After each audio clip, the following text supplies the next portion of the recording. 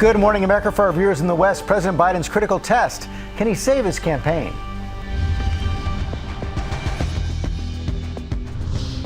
The president's set to hold a rare solo news conference with his campaign on shaky ground. Overnight, the first Democratic senator calls for Biden to step aside. Plus, Rachel Scott presses former Speaker Pelosi. Are you concerned whether or not he can win in November? And what George Clooney said after seeing the president just 3 weeks ago. Twisters and flash flooding in the Northeast. The most tornado warnings ever issued for New York State in 24 hours, as roughly 1 million customers remain without power in Texas. With scorching temperatures across the country as the East Coast braces for a new heat wave. Blown tire before takeoff. Emergency, emergency, emergency. Sparks of smoke shooting from a plane's wheel as the tire explodes. The incident under investigation. Last second save, a pilot pulling up just feet before crashing a small plane into a mountain. Alec Baldwin emotional in court as his involuntary manslaughter trial gets underway. Dan Abrams is here breaking down the first day. Be aware. Matthew McConaughey posting this photo after a bee sting. What you need to know to stay safe this summer. New push for nationwide paid leave. We are one of only 7 countries in the world that doesn't guarantee any form of paid leave federally for its people. What families need to know about the petition on Washington's doorstep with more than 55,000 signatures. And it's not a mirage. A real famous Las Vegas casino is giving away $1.5 million. We'll tell you how to try and hit the jackpot. You can't win if you don't play. And the USA play you've been waiting for. Steph to LeBron for an absolute money alley-oop in Vegas. Live in Times Square, this is Good Morning America.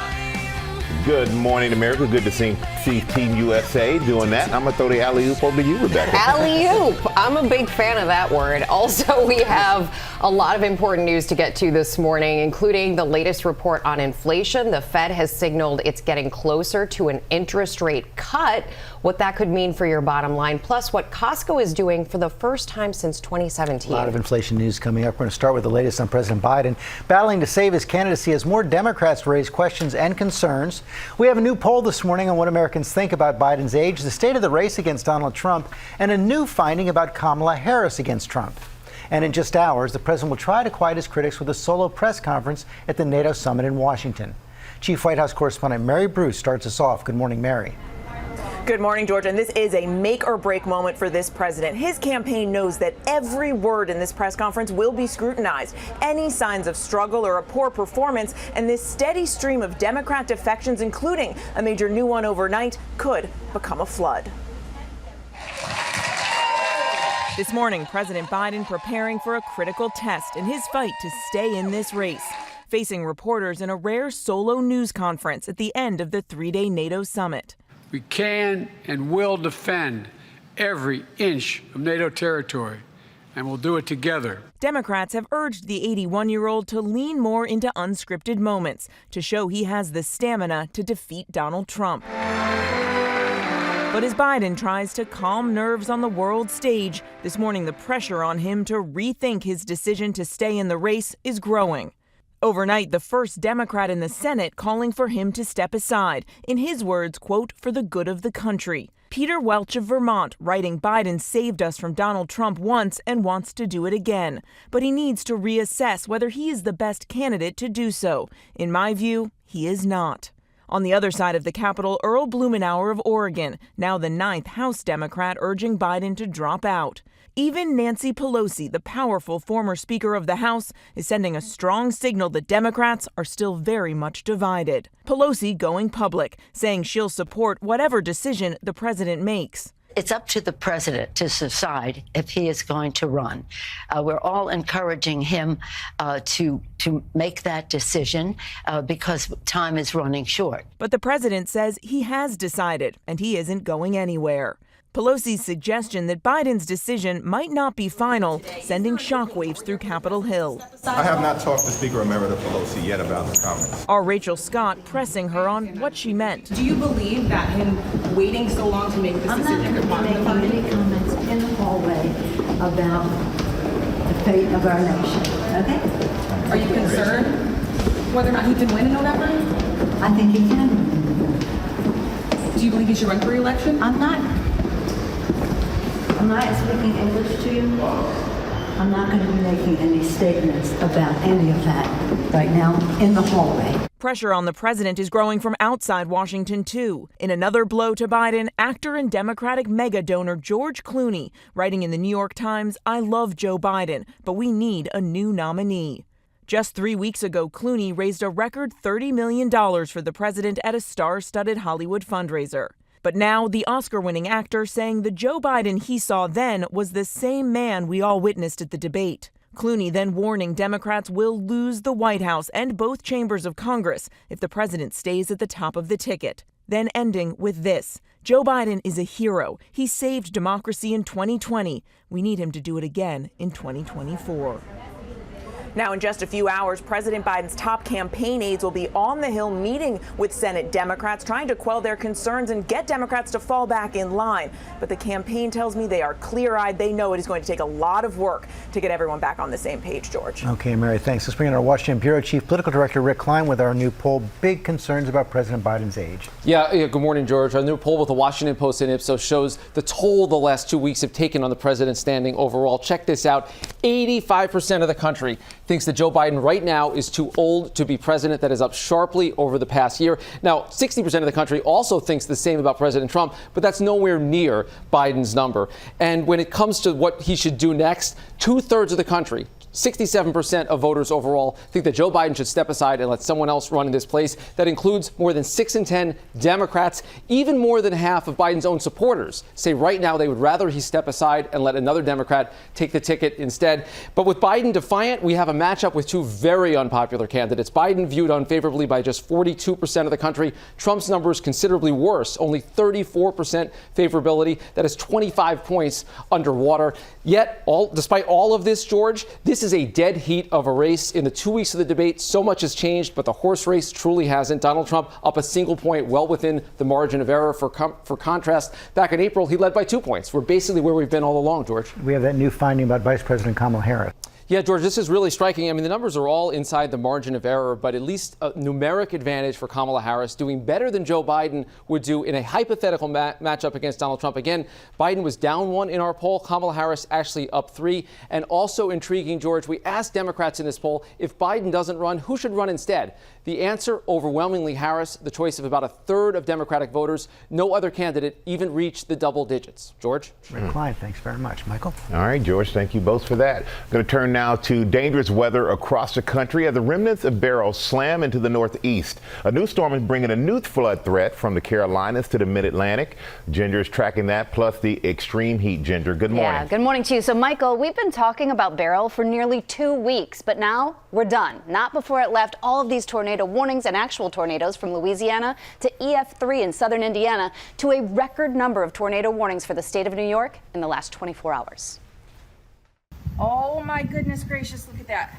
Across the Northeast, remnants of Hurricane Beryl spinning up tornadoes and dropping up to a half foot of rain. We've got a lot of water. We got a lot of standing water, a lot of unpassable roads. In Vermont, streets flooding after 4 to 6 inches of rain fell in just a few hours. Barrels and trash cans floating through the floodwater. And in New York, 42 tornado warnings, the most ever issued in one day. 2 of those tornadoes confirmed, one with winds up to 110 miles per hour. Outside Buffalo, dozens of trees taken down, parts of the roof ripped off this barn, this part collapsing. It completely annihilated our shed. This giant tree barely missing that home. In Houston, there are still more than 1 million customers without power after Hurricane Beryl roared through early Monday. Now, Houston is sweltering with heat indices up to 106 degrees. The city's largest power company says more than 400,000 customers could stay offline through early next week. That is just dangerous to have that. And I know we've already seen one heat death down in Texas because of it. But we will look at this new thing the National Hurricane Center has their eye on. It's a low pressure system, low chance of getting a name or development, but a high chance of flooding parts of the mid-Atlantic and southeast. And so I want you to pay close attention along that stationary front. You've got the wraparound moisture on that Bermuda high, and it's going to pump in from North Carolina, like Raleigh, the triangle there, down to Wilmington, Richmond, Virginia, and most of southeastern Virginia, Delmarva Peninsula, all of Delaware, and southern New Jersey. This is for the next couple days, where you're going to end up with 3 to even 5 inches of rain falling really quickly. And by the way, we should mention, heat-wise, even though we're going to get a break from some of this rain along parts of the Northeast, by next week, our next official heat wave. Philadelphia has already had 8 days, guys, at 95 plus. They average only 7 in a summer. We got a lot of summer to go. Yeah, it's not over. Got a long way to go, Ginger. Thank you for that. We're going to turn now to another terrifying incident involving a Boeing plane. Video shows the American Airlines flight blowing a tire as it was just about to take off in Tampa. Trevor Ault has the latest for us. Good morning, Trevor. Good morning, Michael. And this plane was barreling down the runway when that tire burst. You can see the moment that it happens on camera, along with the aftermath in which part of this aircraft was on fire. Oh!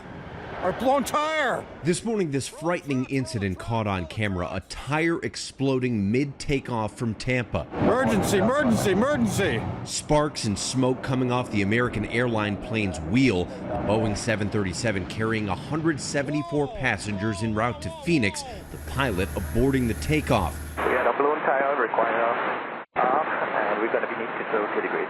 Stephen Markovich films a daily aviation show on YouTube, and he happened to be rolling when the tire blew. I thought at first, the way the smoke came out, it looked like the engine had blown. I've filmed tens of thousands of takeoffs and never seen anything like this. No injuries were reported. American tells ABC News the flight experienced a mechanical issue. Customers safely deplaned and were bused to the terminal. The incident comes just 2 days after a United Airlines flight lost a wheel during takeoff. Flight attendants telling passengers to brace for a bumpy landing. I don't really think the flying public has anything to worry about. If anything, this is showing that the tires are doing exactly what they're designed to do. They're designed to take a lot of abuse and even lose air pressure and even catch fire if necessary. And in that same line of thought with design, sources tell us that that small fire that was burning in the wheel well of this American Airlines plane on the runway, that was actually burning by design. It was meant to prevent a larger explosion. The FAA, though, is now investigating this incident. George? Okay, Trevor, thanks. We're turning now to the Federal Trade Commission, planning to sue the 3 largest pharmacy benefit managers over insulin and other drug prices.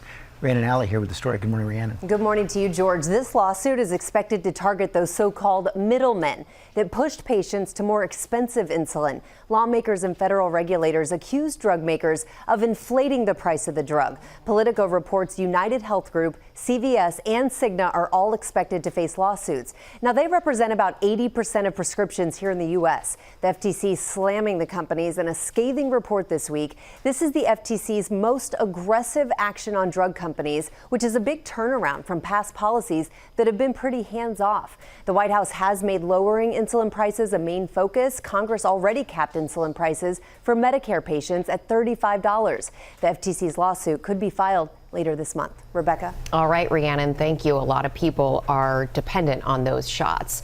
Okay, we turn now to an economic reality check and the latest inflation report as Wall Street soars to new records, plus what Costco is now doing citing high inflation. Elizabeth Schulze is here to break it all down. Good morning, Elizabeth. Good morning, Rebecca. And this inflation report is critical for the Federal Reserve as it hints it's getting closer to cutting interest rates, which would make it cheaper to pay off credit card debt or to take out a new mortgage. Consumer prices increased by a better than expected 3% in June from a year ago. That's still above the Fed's 2% target, but it is a big improvement from that 9% peak back in June 2022. In dollar amounts, American households are spending about $212 more every month now than they were last year, and $470 more compared to 2 years ago. But importantly, Americans' incomes on average are outpacing inflation.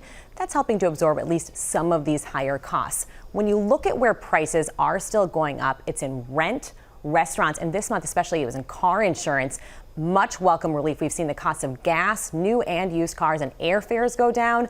The Fed is starting to sound a lot more optimistic about cooling inflation. Most analysts now expect it will start to lower interest rates in September, and that's giving a boost to the stock market. The S&P 500 in most retirement accounts just hit a new record, and it's up 18% so far this year, Rebecca. And meantime, we've heard about all these price wars. Costco is doing the opposite with increasing the price of membership. It is, and this is a change that's going to affect about 52 million people who have those Costco memberships. The popular wholesale retailer is now hiking its annual fees. So this is the first time it's done this since 2017. So starting in September, an individual Gold Star or business membership in the U.S. or in Canada is going to cost you $5 more per year at $65. The price of an executive membership will go up $10 to $130. Costco's really been reluctant to make these memberships more expensive, citing high inflation, but these fees are a key slice of the retailer's profits. It says they help keep prices low for shoppers at its 882 warehouses. And its rival Sam's Club actually did increase membership fees back in 2022 to $50 a year for a basic plan. We've already seen Costco follow in the footsteps of streaming services like Netflix. It cracked down on shoppers who actually were sharing their membership cards, so stores will now check your photo ID at self-checkout. But in case any of you were worried, Costco so far is not upping the price of its signature hot dog and soda combo. It has stayed at exactly $1.50 since 1985. Rebecca. Thank goodness for that, Elizabeth. Yeah. Thank you. A little give and get. Give a little bit more in fees, still get those low prices.